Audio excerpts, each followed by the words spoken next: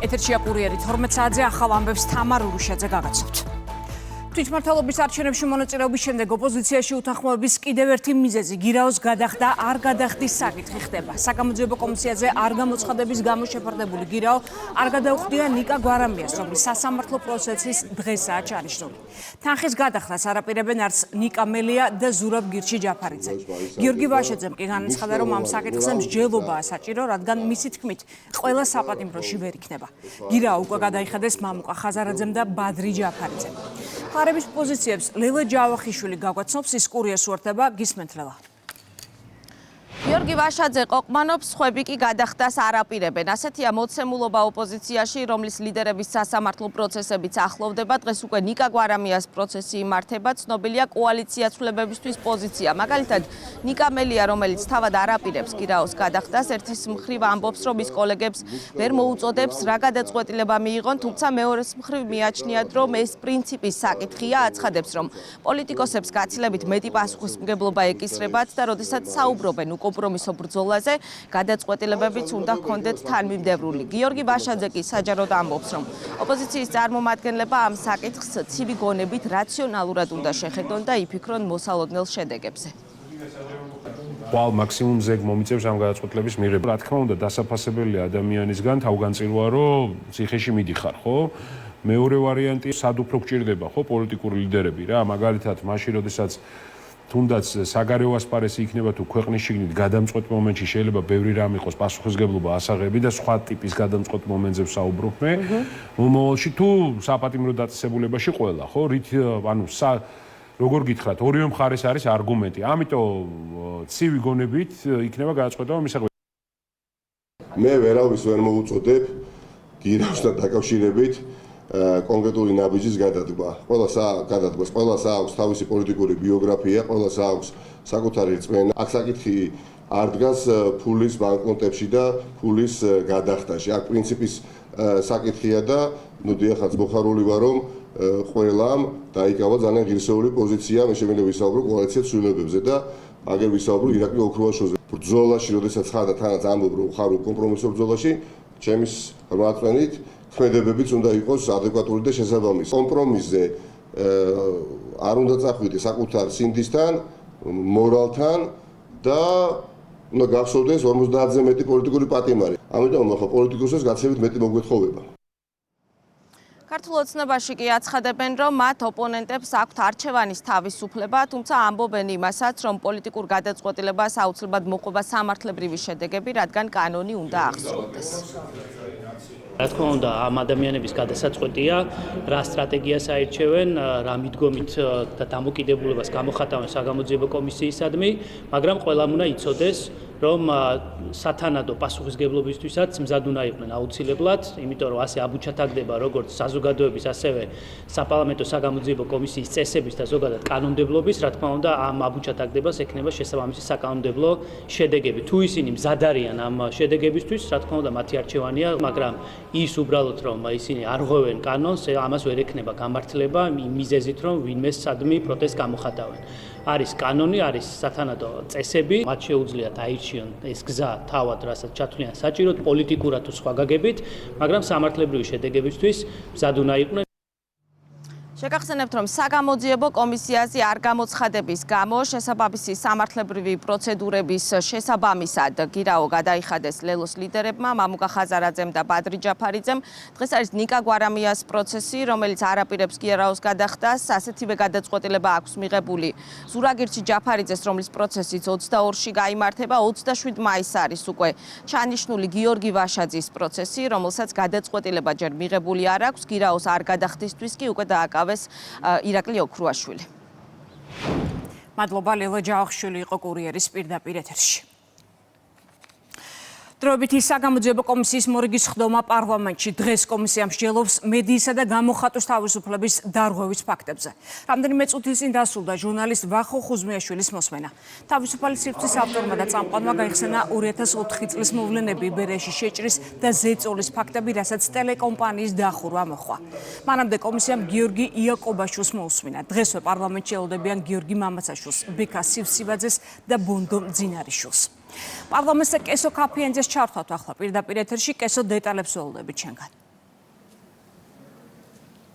დაახლოებით 2 საათია უკვე კომისია განიხილავს წინა ხელისუფლების პერიოდში მედიაზე უხეში ჩარევის საქმეებს. ცოტა ხნის წინ დასრულდა ვახო ხუზმიაშვილის მოსმენა. თავისუფალი სივრცის ავტორმა და წამყვანმა გაიხსენა მისი ჟურნალისტური საქმიანობა, რომელიც როგორც თავად აღნიშნა 2000 წლიდან ითვლის სათავეს. 2003 წელს ის იმყოფებოდა ტელეკომპანია იბერიის ჟურნალისტი იყო და სწორედ იბერიის საქმეზე ისაუბრეს დღეს კომისიის წევრებმა.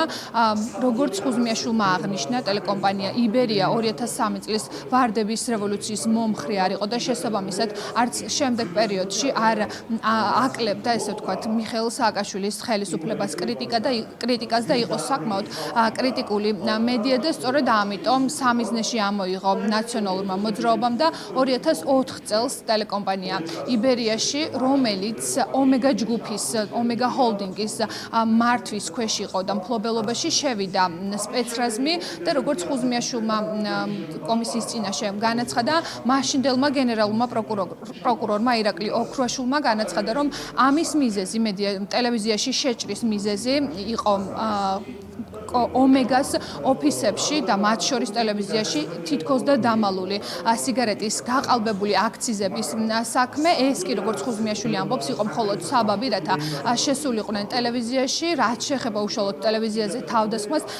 თავდასხმას მისი თქმით, რადგან ტელეკომპანია იბერია იყო კრიტიკული და აშუქებდა მათთვის ნაციონალური მოძრაობისთვის განსხვავებულ მოსაზრებებს, სწორედ ამიტომ აღმოჩნდა მათ სამიზნეში და როგორც მან აღნიშნა, წინა ხელისუფლებამ ებრძოდა განსხვავებულ აზრს. პრობლემები იბერიას დაიწყო უკვე 2003 წელს, როდესაც ქვეყანაში მოხდა რევოლუცია. პოლიტიკური ტემპერატურის დაწევა უნდოდათ. ერთადერთი გამონაკლისი იყო ტელეკომპანია იბერია, რომელზედაც ეს ток-შოუ მიდიოდა და მიყავდა ქალბატონ ლუბა ელიაშვილს. ცოტა ხანში ლუბა ელიაშვილის საცხოვრებელ ბინაზე მოხდა თავდასხმა, დაცხრილეს მისი საცხოვრებელი ბინა, დაიწყო სატელევიზიო დაჭერები. ცნობილი ამბავი იყო ბონდო შალიკიანის სახლში შევარდა საწოლებიდან ბავშვების აყვანა და არ ვიცი, საცულებში გადაღებული ხალხის ეთერში გაშვება. როდესაც რევოლუცია მოხდა, ამის შემდეგ უკვე თქვენ იცით, რომ ბათუმში დაიძაბა სიტუაცია, იქ ასლან აბაშიძის მომხრეები და მოწინააღმდეგეები დაუპირისპირდნენ ერთმანეთს.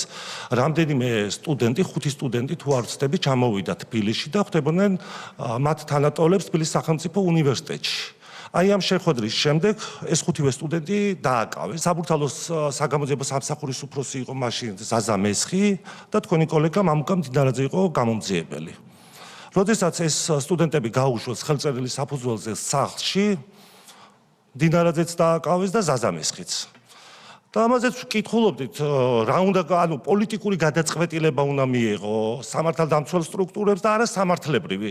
ამის გამო მაშინაც ვთვლიდი და დღესაც ვთვლიდი, რომ ეს იყო უკანონობა. გამომძიებელმა ჩათვალა, რომ ტყუილად იყვნენ დაკავებული და გაუშვა და რატო გაუშვიო, ამის გამო დააკავეს, დიახ. ხელწერილით გაუშვა სახლში. ეს სტუდენტები ჩვენ ტელევიზიაში მოვიყვანეთ, რომ ტელევიზიაში ხوار შემოვარდებიანო. გლდანის ეკლესიაში მოხდა ის, რაც მოხდა. ეკლესიის კარის შენგრევა, კალავიშვილის სრული ამ სიტყვის მნიშვნელობით ინფორმით გამოყვანა, რა ფორმითაც გამოიყვანეს და ძირს დაყრილი ხალხი და ცემა ისეთ მდგომარეობაში იყო, ისეთი დასისხლიანებული იყო ხალხი, რომ მართლა არ ვიცი, ჩემს პროფესიულ საქმიანობაში მე ეს არ მინახავს. ასეთი თემების გაშუქება დიდხანს ვერ აიტანა მაშინდელმა ხელისუფლებამ და შენიერ დღეს უკვე 2004 თებერვალი იყო, მივედით დილას სამსახურში და რაც ხედავთ, ტელეკომპანია იბერიის შენობაში შესული არის სპეცდანიშნულების რაზმი. გითხრას, რომ კონტრაბანდას ეძებდნენ ტელევიზიის შენობაში, ამ დროს გენერალურ პროკურატურაში ტარდება ბრიფინგი, მაშინდელი გენერალური პროკურორი ირაკლი ოქრუაშვილი აკეთებს ასეთ განცხადებას, რომ ომეგას ოფისებში და მათ შორის ტელეკომპანია იბერიაში აღმოჩენილია სიგარეტის აქციზური მარკების საბეჭდი კლიშეები. თუმცა ტელეკომპანია იბერია ჩუბინაშვილის ქუჩის 41 ნომერი მითითებული აი ამ ჭრეკაში არსად არ იყო მითითებული, რაც იმას ნიშნავდა, რომ ფორმალური საკეც არ დაიცვეს და ისე შემოვარდნენ ტელეკომპანია იბერიაში. ხარდაჭერასაც ვერ ვიღებდით, ოპოზიცია არ იყო ქვეყანაში, რევოლუციურ ეიფორიაში იყო საზოგადოება მაშინ კიდევ ერთი ჟურნალისტი, რომელმაც კომისიის წინაშე ისაუბრა წინა ხელისუფლების დროს მედიის ხელყოფის შემთხვევებზე, არის გიორგი იაკობაშვილი, რომელიც სხვადასხვა პერიოდში სხვადასხვა მედიას საშუალებას წარმოადგენდა, თუმცა დღეს მან კონკრეტულად ისაუბრა პრესაჯიზე არსებულ ზეწოლაზე და მის ჩამორთმევის საქმეზე. გიორგი იაკობაშვილმა მოყვა დეტალურად პრესაჯის დაარსებისა და საქმიანობის პერიოდი. 2007 წელს მან მეგობართან ერთად დაარსა ონლაინ მედია და როგორც მან აღნიშნა, მოგვიანებით უკვე სახსრების არქონის გამო ის გადავიდა კავკასუს ონლაინის მფლობელობაში. თავის მხრივ კავკასუს ონლაინის მფლობელი იყო მსხვერპლი ბიზნესის რეკეტის და მოგვიანებით მას ჩამოერთვა კავკასუს ონლაინ და სწორედ ამ პერიოდში და სწორედ ამასთან დაკავშირებით თავად გიორგი იაკობაშვილსაც ჩამოერთვა პრესაჯი. ამ ყველაფერს ის უკავშირებს მის კრიტიკულ საქმიანობას, როგორც იაკობაშვილმა აღნიშნა, ის იყო საკმაოდ კრიტიკული მიხეილ სააკაშვილთან დაკავშირებით. ის ღიად საუბრობდა და ღიად აქვეყნებდა წინა ხელისუფლების საწინააღმდეგო სტატიებს. მან ასევე ისაუბრა ონლაინ გამოცემა ITV-ზე, რომელმაც როგორც თავად ამბობს, გააშუქა 2009 წლის 15 ივნისის აქცია პოლიციის სამმართველოსთან და სწორედ ამ კრიტიკული და ამ განსხვავებული კადრების და სტატიების გამო იქნენ ისინი დასჯილები. მოგვიანებით 2000 მან აღნიშნა, რომ პრესაჯი გადაეცა უკვე მოგვიანებით ამ პერიოდში, იმ პერიოდში ნაციონალურ მოძრაობასთან დაახლოებულ გიორგი კაპანაძეს, რომელიც დღეს ნაციონალური მოძრაობის პოლიტსაბჭოს წევრია. მან ასევე ისაუბრა მედიის შეზღუდვის სხვადასხვა საქმეებზე და როგორც ვახო ხუზმიაშვილმა მანაც აღნიშნა, რომ წინა ხელისუფლება ებრძოდა კრიტიკულ და განსხვავებულ აზრს მედიაში. რეალურად განვითარების პერსპექტივა არ ქონდა. ეხლა ჩვენთან აკრძალული იყო რეკლამის მოტანა ნაციონალების მხრიდან, პლუს არასამთავრობო ორგანიზაციების და ფონდების მხრიდან აკრძალული იყო რაიმე სახის გრანტის მიღება. შემდეგ გავიგე, რომ იქიდან მოთხოვნა იყო ნაციონალური მოძრაობა დავარქვათ თუ ის ჯგუფი დავარქვათ, რომელიც ამ მხრივ მუშაობდა ამ შემთხვევაში, მოთხოვნა იყო, რომ პრესაჯე მე არ უნდა დამბრუნებოდა და პრესაჯე უნდა წასულიყო მათკენ. 2010 წლის 19 დეკემბერს ჩვენ საბოლოოდ დავტოვეთ პრესაჯე. ბოლო სტატია გამოვაქვეყნეთ, სტატიის სახელწოდება სათაური მახსოვს მე, პრესაჯეს გამოქვაბული ადამიანები დაეპატრონე. არის ესეთი პიროვნება გიორგი კაპანაძე, რომელიც დღეს არის ნაციონალური მოძრაობის პოლიტსაბჭოს წევრი, გადაეცა მას. მათ ამით ორი კურდღელი დაიჭირეს, ერთი რომ ოპოზიციური მედია საშუალება ჩაიგდეს ხელში და მეორე კიდე გამზადებული აუდიტორია. რო აგვისტოს ომის მერე და 2009 და 2010 წლები ეს რეპრესიები ძალიან გაძლიერდა. ძალიან დიდი რეპრესიები იყო, უბრალოდ თავხედობის დონეზე იყო მისული, არაფერს აღარ ერიდებოდნენ და ესე იგი უკვე ბოლოს უკვე ვეღარ იმუშავა და პრესაჯეც წაიღეს და კავკასუს ონლაინს. ამ დროს დაიწყო ასეთი რამ. კავკასუს ონლაინის განადგურების მიზნით. სილქნეტის და მერიის თანამშრომლები ერთად დადიოდნენ სახურავებზე. მერიის თანამშრომელს ხელში ეკავა ნაჯახი. სილქნეტის თანამშრომელი ეუნებოდა მერიის თანამშრომელს, რომ აი ეს არის კავკასუსის კაბელი და ჩაჭრიდა და იმ კორპუსში ახლა ინტერნეტი ითიშებოდა ცხადი. მას მიყვა ITV, რომელიც ჩვენ ავაწყეთ ნოლიდან, მაგრამ კავკასუს ონლაინის საკუთრება იყო ყველანაირი. ყველაფერს ერჩოდნენ, ვინც მათთან არ იყო, ის იყო მათი მტერი. საკანონმდებლო ორგანოში დროებითი საგამოძიებო კომისიის რიგით 25 ხტომაზე განიხილავენ მედიის თავისუფლების ხელყოფის საქმეს. ამ წუთებში უსმენენ ჟურნალისტ ბექა სივსივაძეს, მოგვიანებით კომისიის წინაშე წარსდგებიან ჟურნალისტი გიორგი მამაცაშვილი და ბორნო ბძინარაშვილი. მადლობა, კესო ქაფიანძე საუბრობდა კურიერის პირდაპირ ეთერში. საქართველოში აკრედიტებული დიპლომატიური კორპუსისა და საერთაშორისო ორგანიზაციების წარმომადგენლებთან საინფორმაციო შეხვედრას მართავს ანტიკორუფციული ბიუროს ხელმძღვანელი. მთავარი თემა უცხოური აგენტების რეგისტრაციის აქტი, იგივე ქართული ფარაა. რაჟდენ კუპრაშვილის განცხადებით, კანონის ძალაში 31 მაისიდან შევა, მისი მიზანი კი დონორი ორგანიზაციებისა და სხვა დაინტერესებული მხარეების საქმიანობის მეტი გამჭვირვალობაა. კანონი, რომელიც ფარას სახით არის წარმოდგენილი, ხელს უწყობს დონორ ორგანიზაციებს უფრო მჭიდრო, გამჭირვალე, დობაზე დაფუძნებულ თანამშრომლობას. ფარას კანონი გარწმუნებთ ხელშეუწყობს ყველა ამ ორგანიზაციის საქმიანობას და უკეთ წარმოჩნდება ის პროექტები, რომელსაც ისინი ახორციელებენ. ძალიან მნიშვნელოვანია, რომ მოქალაქეებს ჰქონდეთ ინფორმაცია და ცოდნა იმასთან დაკავშირებით, თუ რა პროექტები ქმნიან საზოგადოებრივ აზრს, რა პროექტები ქმნიან პოლიტიკას. საქართველოს პრეზიდენტი რომის პაპს შეხვდა. ლეონ მე-14-ს მიხეილ ყაველაშვილმა კიდევ ერთხელ მიულოცა საკათოლიკური ეკლესიის წინამძღოლად არჩევა და განაცხადა, რომ მისი პონტიფიკატის დასაწყისი მსოფლიოსთვის იმედის, სულიერი განახლებისა და ერთიანობის სიმბოლოა.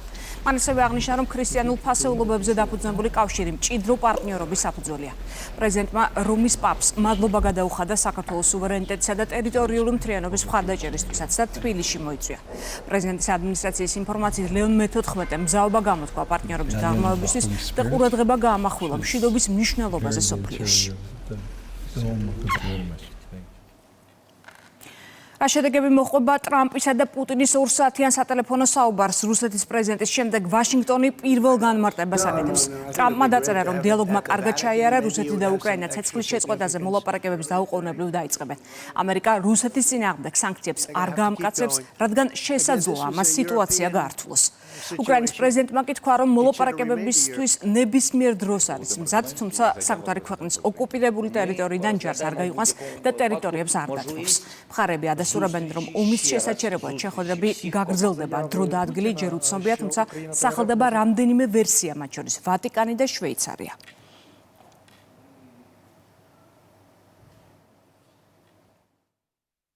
პირველი ზარის დროს ტრამპთან ვისაუბრეთ იმაზე, რაც ძალიან მნიშვნელოვანია უკრაინისთვის, ცეცხლის შეწყვეტაზე. მეორე თემა, რაზეც ვისაუბრეთ, იყო შეერთებული შტატების მზადყოფნა გადადგას უფრო სერიოზული ნაბიჯების სანქციების კუთხით. მე ვთხოვე ტრამპს განეხილა ეს და დაეწესებინა სანქციები, თუ რუსეთი არ დაუჭერს მხარს ცეცხლის შეწყვეტას და არ მოისურვებს ამ ომის დასრულებას. მესამე თხოვნა დონალდ ტრამპთან იყო ის, რომ არ მიეღო გადაწყვეტილებები უკრაინის შესახებ ჩვენს გარეშე. ეს ჩვენთვის ფუნდამენტურია. არავინ გაიყვანს ჩვენს ძალებს ჩვენი ტერიტორიებიდან, ეს ჩემი კონსტიტუციური მოვალეობაა. ჩვენი სამხედროების მოვალეობაა დავიცვათ უკრაინის სუვერენიტეტი და ტერიტორიული მთლიანობა. დიახ, ახლა ეს ტერიტორიები არის დროებით ოკუპირებული რუსული აგრესიის გამო, მაგრამ ჩვენ არ მივიღებთ არანაირ ულტიმატუმებს. შესანიშნავი იქნება თუ ეს შეხვედრა ვატიკანში გაიმართება და შესაძლოა ამას დამატებითი მნიშვნელობა ჰქონდეს. გუშინ ვნახე, რომ ეს განიხილებოდა. უკრაინასა და რუსეთს შორის უზარმაზარი ბრაზი არსებობს. ვფიქრობ, ამან ეს შესაძლოა გარკვეულწილად შეამსუბუქოს. ძალიან მალე რაღაც მოხდება და თუ ეს არ მოხდა, მე უბრალოდ უკან დავიხევ და მათ მოუწევთ მარტოებს მოლაპარაკებების გაგრძელება. მე მჯერა, რომ პუტინი მოისურვებს ომის დასრულებას. ისეთი შეგრძნება რომ მქონდეს, რომელიც დამარწმუნებს, რომ რუსეთის პრეზიდენტს ამის გაკეთება არ სურს, მე ამ საქმეში არ ჩავერთვებოდი. მთელი ჩემი ცხოვრება მოლაპარაკება და შეთანხმების მიღწევაა. შესაბამისად, პრეზიდენტ პუტინს რომ არ სურდეს ამის მიღწევა, მე ამაზე არც კი ვისაუბრებდი. პუტინთან დიალოგის შემდეგ ტრამპი ევროპელ ლიდერებსაც ესაუბრა. ამერიკის, საფრანგეთის, იტალიის, გერმანიისა და უკრაინის პირველმა პირებმა ევროკავშირის სხვა ლიდერებთან ერთად ცეცხლის შეწყვეტის გზები განიხილეს. მალევე პოლიტიკოსებმა გააკეთეს განცხადებებიც, რომ იმზადაა შეიტანოს საკუთარი წვლილი სამშვიდობო პროცესში. მოსკოვზე შესაძლო ზეწოლის გაზრდასა და სანქციებზე საუბრობს გერმანიის კანცლერი. ტრამპს მადლობას უხდით ურსულა ფონ დერ ლაიენი. ევროკომისიის პრეზიდენტი ამბობს, რომ მნიშვნელოვანია ვაშინგტონი მოლაპარაკებების პროცესში დარჩეს. ახლო აღმოსავლეთში ვითარება ისევ დაძაბულია. ისრაელის სამხედრო ოპერაცია ღაზის სექტორში მსოფლიოს ყურადღების ცენტრში რჩება. გაერთიანებული სამეფოს, საფრანგეთისა და კანადის ერთობლივ განცხადებაში ნათქვამია, რომ თუ ისრაელი სამხედრო მოქმედებებს განაგრძობს, ქვეყნებს რეაგირება ექნებათ. განცხადებაში თელ-ავივის ქმედებები აღწერილია როგორც არაადეკვატური ზომები. ქვეყნები ისრაელს მოუწოდებენ უზრუნველყოს ჰუმანიტარული დახმარების მიწოდება. ამერიკის ცენტრალურ და აღმოსავლეთ ნაწილში მდებარე შტატები სტიქიური უბედურების ზონაა. ტორნადომ, სეტყვამ და ქარიშხალმა 28 ადამიანი იმსხვერპლა. ყველაზე რთული ვითარება მისურიშია. სენთ-ლუისში სტიქიამ 5000 შენობა დააზიანა. მათ შორის სახლები, ეკლესიები და საავადმყოფოები. გამოცხადებულია საგანგებო მდგომარეობა.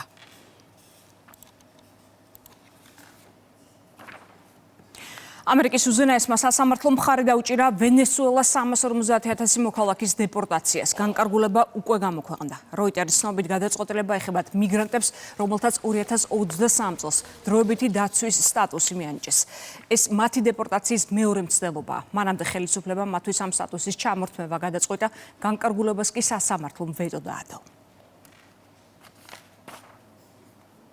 ნარკოტიკების გავრცელების უკანონო სქემა გაშიფრა კახეთის პოლიციამ. დაკავებულია 6 პირი. გამოძიების ინფორმაციით ჯგუფის წევრებმა შექმნეს ინტერნეტ მაღაზია, რომელთაც დადების მეთოდით განსაკუთრებით დიდი ოდენობით ნარკოტიკს ყიდნენ. დანაშაულები 17 წლამდე პატიმრობას ითვალისწინებს. 4 პირი დააკავა სასაზღვრო პოლიციამ. გამოძიების ინფორმაციით ისინი სატვირთო ავტომანქანის მისაბმელში მოწყობილი სამალავით სარფის გავლით მიგრანტების გადაყვანას და საზღვრის უკანონო კვეთას ცდილობდნენ. ოპერატიული ღონისძიებები სასაზღვრო პოლიციამ, საპატრულო პოლიციის დეპარტამენტთან და საბაჟო სამსახურთან ერთად ჩაატარა. დანაშაული 5 წლამდე პატიმრობას ითვალისწინებს. საბაჟო საზღვარზე განსაკუთრებით დიდი ოდენობით ოქროს უკანონოდ გადმოტანის ფაქტზე 2 პირი დააკავეს. ბრალდებულებმა ქვეყანაში 1 კილოზე მეტი ოქროს ნაკეთობების შემოტანას სცადეს. საუბარია 200,000 ლარის ღირებულების ნივთებზე. დანაშაული 5-დან 7 წლამდე პატიმრობას ითვალისწინებს. გამოძიებით დადგინდა, რომ მათ მიერ საბაჟო გამშვები პუნქტის სარფის გავლით, საბაჟო კონტროლისგან მალულად საქართველოს საბაჟო საზღვარზე გადმოტანილ იქნა 212,152 ლარის საბაჟო ღირებულების 1213.4 გრამი ოქროს საიუველირო ნაკეთობები. გამოძიება მიმდინარეობს საქართველოს სისხლის სამართლის კოდექსის 214 მუხლის მეორე ნაწილით, რაც სასჯელის სახით ითვალისწინებს თავისუფლების აღკვეთას 5-დან 7 წლამდე ვადით. საგანგებო სიტუაციების მართვის სამსახურს 27 ერთეული ახალი მაღალი გამოვლობის სამაშველო ავტოტექნიკა დაემატა. Toyota Hilux-ის მარკის ავტომობილები სხვადასხვა დანაყოფში გადანაწილდება. ტექნიკა გათვლილია რთულ რელიეფზე სამაშველო ოპერაციებისთვის, რაც სამაშველო ღონისძიებების დროს რთულად მისადგომ ადგილებზე წვდომას გაამარტივებს. ახალი ავტომობილები საგანგებო სიტუაციების მართვის სამსახურის უფროსმა დაათვალიერა. შინაგან საქმეთა სამინისტროს საგანგებო სიტუაციების მართვის სამსახურში აქტიურად მიმდინარეობს ავტოპარკის განახლება. ამ ეტაპზე სამსახურმა შეიძინა 27 ერთეული მაღალი გამოვლობის ავტომობილი, რომელიც გადანაწილდება როგორც თბილისში, ასევე რეგიონებში. აღნიშნული ავტომობილები გამოიყენება სამაშველო მიმართულებით, რაც ხელშეუწყობს ჩვენი მეხანძრე მაშველების ეფექტურ და სწრაფ რეაგირებას. საგანგებო სიტუაციების მართვის სამსახურმა დაიმატა ახალი მაღალი გამოვლობის სამაშველო მანქანები. აღნიშნული ავტომობილები ეფექტურია რთულ რელიეფზე გადასაადგილებად, რაც ხელშეუწყობს მეხანძრე მაშველებს სამაშველო ღონისძიებებზე სწრაფ რეაგირებას. საქსატის ინფორმაციით სამუშაო ადგილზე დასაქმებულთა რაოდენობა პირველი კვარტლის ახალ ისტორიულ მაქსიმუმზეა. უწყების ცნობით იანვარ-მარტში დასაქმებულთა რაოდენობა წლიური განგარიშებით 5,300-ით გაიზარდა და 958,000 გადააჭარბა. წლის პირველ კვარტალში 3%-ით შემცირდა თვით დასაქმებულთა რაოდენობა. წლიური განგარიშებით უმუშევრობის მაჩვენებელი 0,7%-ით გაიზარდა და 14,7%-ს გაუთანაბრდა.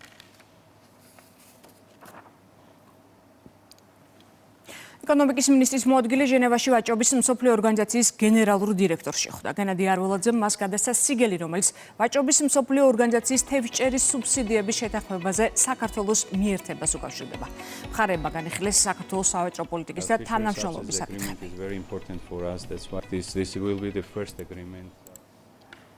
მიხაილ სარჯველაძე ჟენევაში ჯანდაცვის მსოფლიო ასამბლეის გახსნას დაესწრო. ერთიანი მსოფლიო ჯანმრთელობისთვის.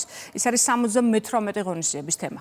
შეხვედრა ჯანმოს გენერალურმა დირექტორმა გახსნა. ტედროს გებრეიესიუსმა საქართველოს შესახებაც ისაუბრა და ქვეყანაში თამბაქოს კონტროლის კუთხით ჩატარებული სამუშაოები, ასევე მალარიისგან თავისუფალი ქვეყნის სტატუსის მოსაპოვებლად გაწეული საქმიანობა შეაფასა. მან მიხაილ სარჯველაძეს სერტიფიკატი გადასცა. ჯანმომ საქართველოს მალარიისგან თავისუფალ ქვეყნად 2025 წელს გამოაცხადა. განსაკუთრებულად ამაღელვებელია და განსაკუთრებულად სასიამოვნო, როდესაც გაქვს შესაძლებლობა წარმოადგინო შენი ქვეყანა, რომელიც მთელი მსოფლიო თანამეგობრობის თვალწინ აღიარებულია როგორც წარმატებული სახელმწიფო, ისეთი მნიშვნელოვანი მიმართულებით, როგორც ამჯერად იყო მალარიისგან თავისუფალი ქვეყნის სტატუსის მინიჭება. განსაკუთრებულად დასაფასებელია ასეთი დამოკიდებულება მსოფლიო ჯანდაცვის ორგანიზაციის მხრიდან, რომლის ყურადღების გარეშე არ დარჩენილა ის წარმატება, რომელიც ქართულ ჯანდაცვის სისტემას აქვს ბოლო წლების განმავლობაში და ვფიქრობ, რომ ეს დამსახურებული აღიარება იყო ერთმნიშვნელოვნად დროულიც და იმავდროულად განსაკუთრებულად სასიამოვნო. ყოველწლიურად ჯანდაცვის მსოფლიო ორგანიზაცია კიდევ მეტ ქვეყანას ეხმარება, რომ დანერგონ მტკიცებულებებზე დაფუძნებული ღონისძიებები თამბაქოს წინააღმდეგ ბრძოლისთვის. გასულ წელს თამბაქოს სადაშეფუთვა შემოიღეს კოტ-დივუარმა, საქართველომ, ლაოსმა და ომანმა. დღეს ჩვენ ვცხოვრობთ დაავადებათა აღმოფხვრის ოქროს ეპოქაში. გასულ წელს კაბო-ვერდე და ეგვიპტე მალარიისგან თავისუფალ ქვეყნებად იყვნენ აღიარებულნი, ხოლო უკვე წელს საქართველომაც მიაღწია ამ სტატუსს. ინფრასტრუქტურის მინისტრი აზიის განვითარების ბანკის მუდმივი წარმომადგენლობის ხელმძღვანელს შეხვდა. მხარეებმა განიხილეს თანამშრომლობის საკითხები, ერთობლივი პროექტები და გეგმები. ვისაუბრეთ სამომავლო გეგმებზე, კონკრეტულად მიმდინარე პროექტები, რაც არის, ეს არის ბათუმის არფის შემოვლითი გზა გვირაბთან ერთად, ეს არის ქობულეთის შემოვლითი გზა, ასევე მნიშვნელოვანი არის, რომ და რაც შეიძლება მალე დაიწყოს თბილისის შემოვლითი გზის მშენებლობა, საუბარი შეეხო ამ პროექტების მიმდინარეობას და ასევე გამოთქვით სურვილი, რომ კიდევ უფრო გაღრმავდეს ჩვენი პარტნიორობა. განათლების მინისტრის სამუშაო ვიზიტით ლონდონშია. ალექსანდრე წულაძე 150-ზე მეტი ქვეყნის განათლების მინისტრთან ერთად ფორუმში მონაწილეობს. მხარეები ერთმანეთს გამოცდილებას უზიარებენ. ალექსანდრე წულაძემ შეკრებილებს სიტყვით მიმართა და საქართველოს განათლების სისტემაში მიმდინარე რეფორმების სიახლეები და გადადგმული ნაბიჯები გააცნო.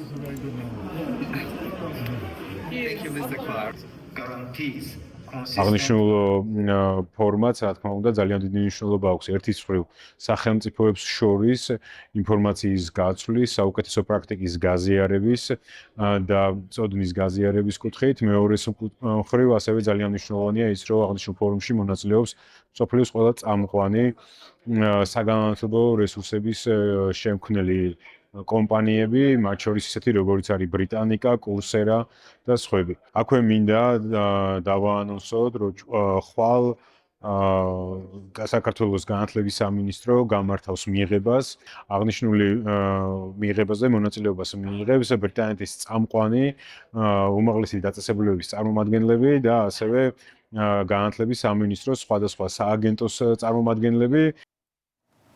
დღეს სკოლებში ბოლო ზარი დაირეკა 37563-მა მე-12 კლასელმა საჯარო სკოლა დაამთავრა. მოსწავლეები ბოლო ზარზე ტრადიციულად თეთრი სამოსით მივიდნენ, მათ მაისურებზე ავტოგრაფებს კლასელები და მასწავლებლები უტოვებენ. მე-12 კლასელებს სკოლის დამთავრებას ულოცავს განათლების მინისტრი. ღრმად ვარ დარწმუნებული, სკოლებში მიღებული ცოდნა და გამოცდილება თავდაჯერებულობას და გამბედაობას შეგმატებთ წარმატებისკენ, წერს ალექსანდრე წულაძე.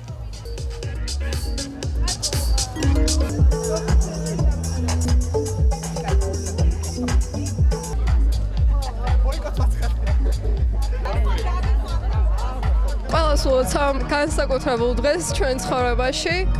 ჩემთვის ეს დღე ძალიან ემოციურია. მიხარია, მაგრამ თან ძალიან სევდამაწვება, ესე ვთქვათ, იმიტომ რომ ძალიან მიყვარდა სკოლა ყოველთვის და არ მინდა რომ დამთავრდეს. მაგრამ გილოცავთ ყველას. ულოცავ ყველა აბიტურიენტს სკოლის დამთავრებას. ცხოვრების ახალ ეტაპზე გადადიან და მნიშვნელოვანი ეტაპია. ზოგი 18 წელს ხდება, ზოგი არ ვიყო 18-ის, არ ვიცი.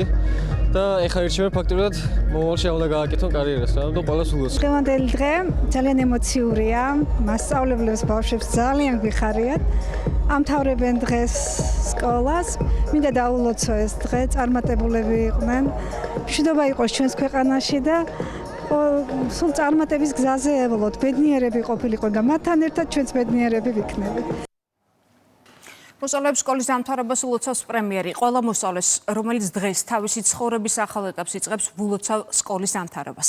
ბოლო ზარი ადამიანის ცხოვრებაში ბევრ დადებით ემოციასთან ერთად ბედნიერი მომავლის რწმენასთან ასოცირდება. ყველას გულთადად ვუსურვებ მშვიდობიან ნათელ მომავალს, საკუთარი მიზნებისა და ოცნებების რეალობად ქცევას და საინტერესო მრავალფეროვან ცხოვრებას. დარწმუნებული ვარ, ახალი თაობა კიდევ უფრო მეტი შემართებით შეხვდება ცხოვრების გზაზე არსებულ ახალ გამოწვევებს და თავის მნიშვნელოვან წვლილს შეიტანს ჩვენი ქვეყნის უკეთესი მომავლის შენებაში, აცხადებს პრემიერ-მინისტრი.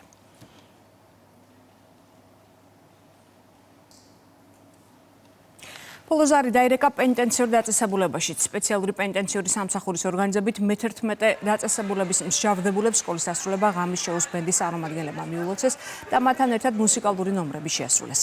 წელს დაწესებულებაში საჯარო სკოლა 9 მსჯავრდებულმა დაამთავრა. მათ საჩუქრები გადასცეს მოეწყო ნამუშევრების გამოფენაც.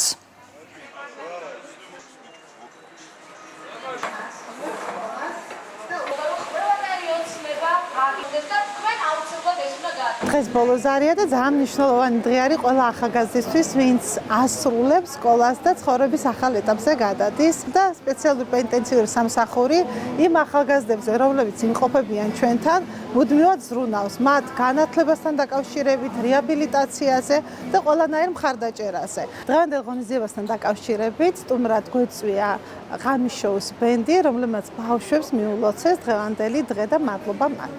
ძალიან ბედნიერია და თუნდაც დღევანდელი დღით რომ აი ესე მოვიდნენ და გაგვაბედნიერეს აქ პატიმრები და ვაპირებ სასულიერო სემინარიაში სწავლის გაგრძელებას, კონკრეტულად ხუროთ მოზღრობა მინდა და საეკლესიო არქიტექტურა მიზიდავს და მაინტერესებს ეს საქმე და რავი ძალიან დიდი ინტერესი აქვს ამ საქმის. სპორტის მინისტრმა საქართველოს პარაძიუდოისტთა ნაკრებს მსოფლიოს ჩემპიონატზე მიღწეული წარმატება მიულოცა. ნაკრებმა გუნდურ ჩემპიონატში უზბეკეთის ნაკრებს 4-1 სლია და ბრინჯაოს მედალი მოიპოვა, რაც ისტორიული შედეგია. მსოფლიოს პირველობაზე ნაკრებმა 3 ოქრო და 3 ბრინჯაო აიღო.